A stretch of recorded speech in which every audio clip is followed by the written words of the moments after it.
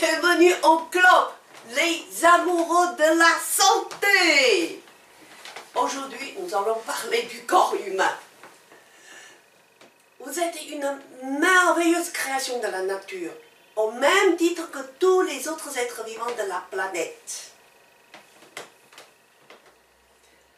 Avec nos voisins, les plantes et les animaux, vous êtes le résultat des millions d'années d'évolution.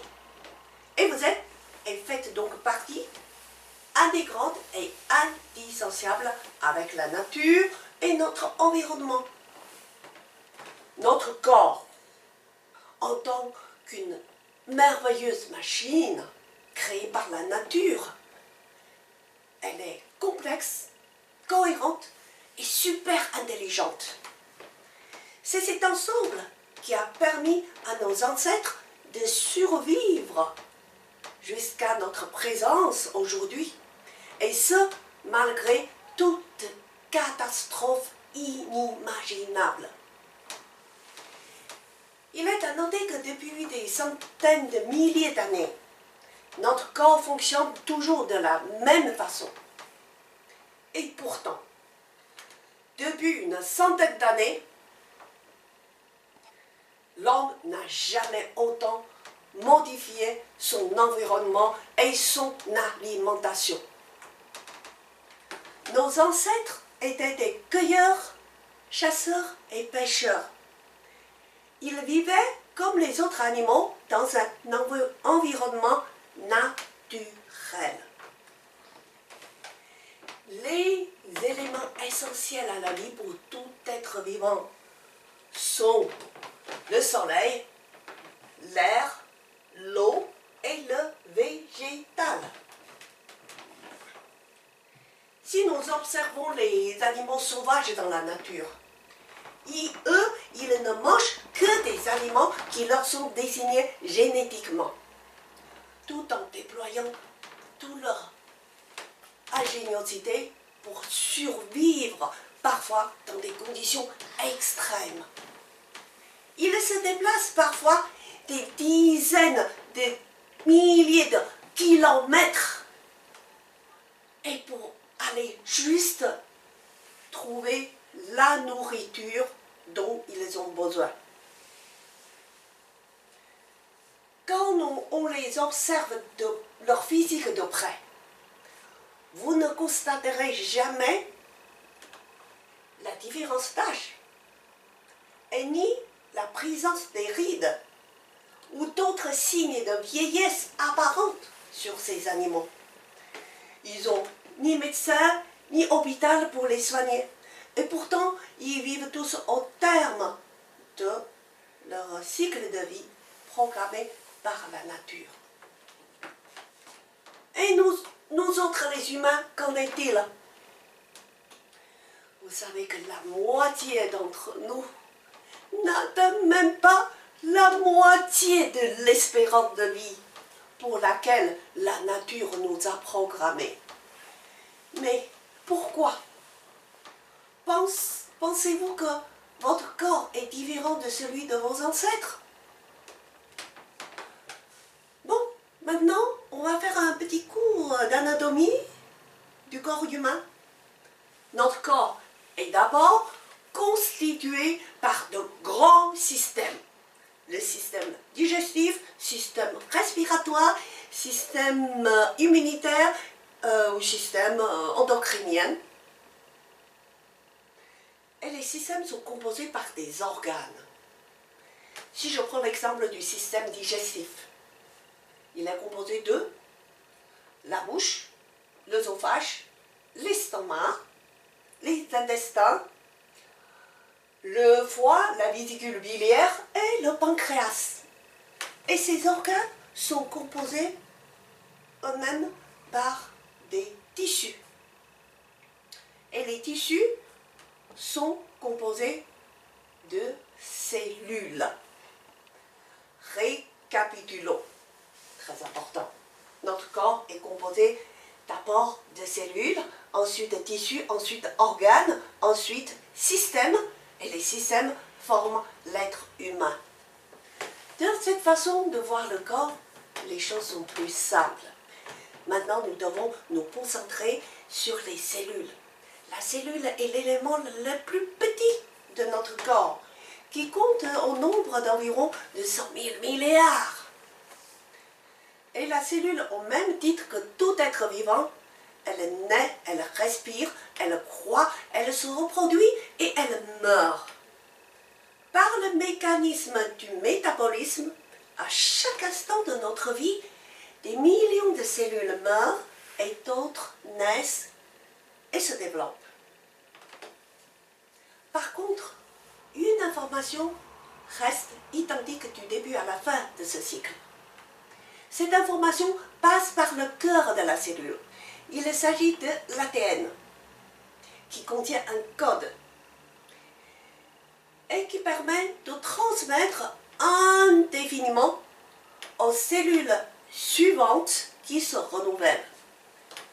Ce code permet d'affecter à chaque cellule le rôle qu'elle lui est propre et qu'elle devra accomplir tout au long de sa vie.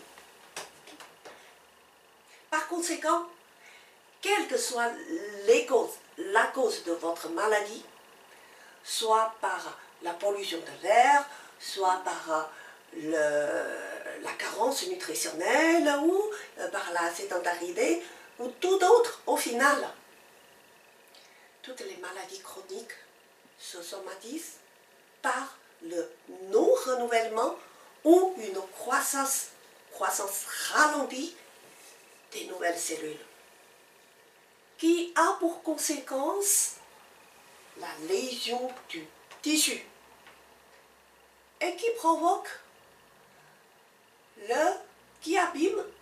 en abîmant l'organe et qui provoque le dysfonctionnement du système. Et du coup, tout le corps est perturbé dans ses fonctions. Et si on prend la même chose pour prendre le chemin à l'inverse, pour retrouver la santé, si vous donnez au corps ce dont il a besoin pour que les nouvelles cellules soient saines et en bon état, alors d'abord les cellules qui sont saines, ensuite, ça fait quoi? Ça fait le tissu, l'organe, le système et le corps sont rétablis dans leurs fonctions. Et vous retrouvez la santé. Et ceci, mais vous savez que le cycle de vie cellulaire, il est différent selon le tissu qui lui est propre. Par exemple, les cellules des muqueuses se renouvellent tous les 7 jours, et celles de la peau tous les 28 jours, et celles du foie tous les 150 jours. En résumé, en un an, 98% de vos cellules se sont régénérées. Donc, si on prend quelqu'un comme moi qui pèse 60 kg, moi, je ne veux que des matières de première qualité pour permettre une bonne régénérescence des cellules. Vous ne pouvez certainement pas imaginer pouvoir construire une belle maison, mais tout en utilisant des matériaux défectueux ou de la camelote. En tout cas, pas pour moi.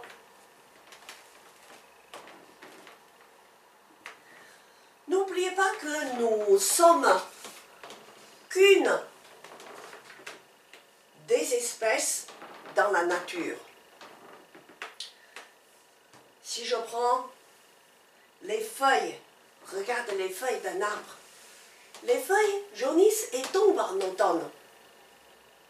Nul n'est besoin d'aller soigner les feuilles qui sont déjà mortes.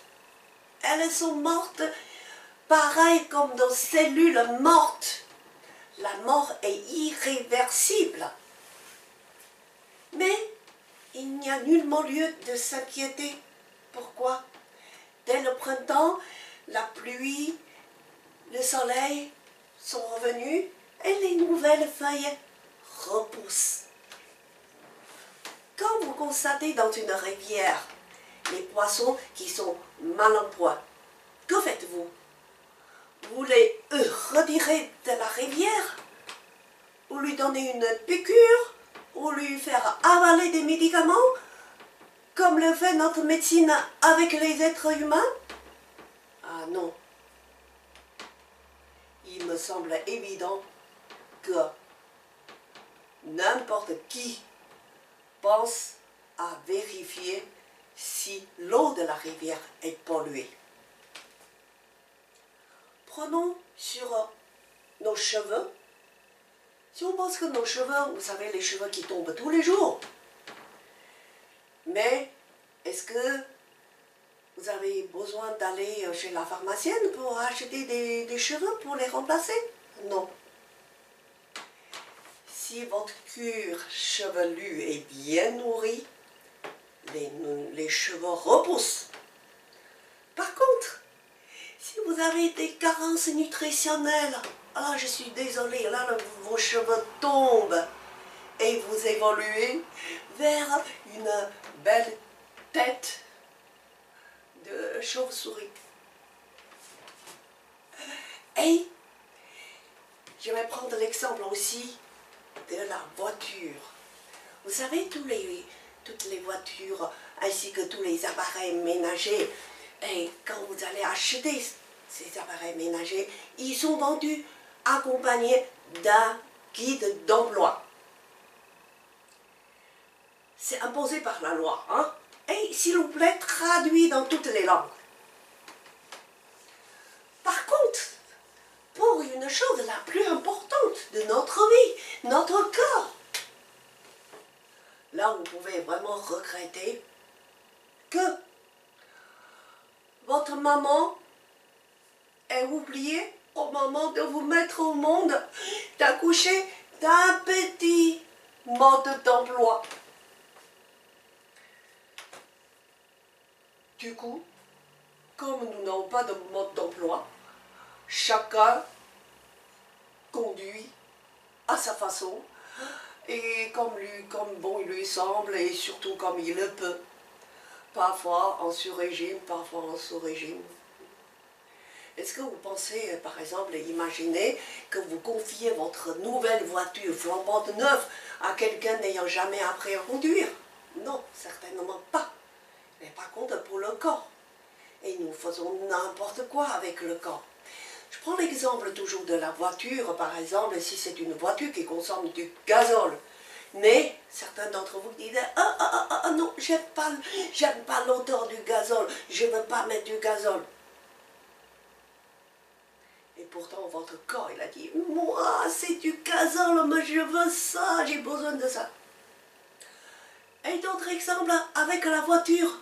Vous voulez aujourd'hui rouler 500 km. Mais normalement, il est temps de faire du plein. Mais vous dites que non, j'ai pas le temps. Ah, débrouille-toi, j'ai pas de temps, je prends pas de l'essence, je fais pas le plein. Ça semble ridicule maintenant. Mais pourtant, c'est bien de cette façon que vous traitez votre propre corps.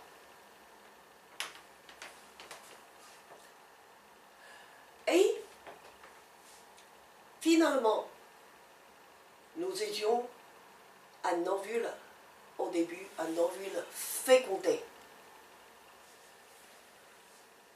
À partir d'un ovule fécondé, ensuite passe par l'état de bébé, l'état de l'enfance, jusqu'à l'adulte. Ça, c'est avec l'alimentation que vous avez pu grandir. Vos cellules ont besoin de se nourrir des nutriments et de l'oxygène pour produire de l'énergie permettant à vous de parler, de se déplacer, de danser et de chanter.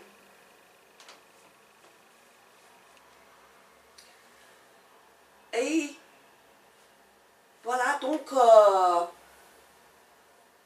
prochain module, je vais parler de relations entre le nutriment et notre santé.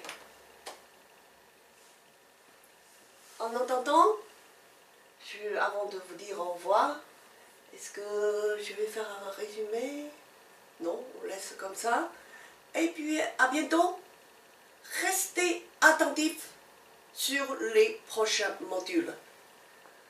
Vous savez, ce sera vraiment des informations utiles pour vous. Merci bien et à bientôt. Je vous aime.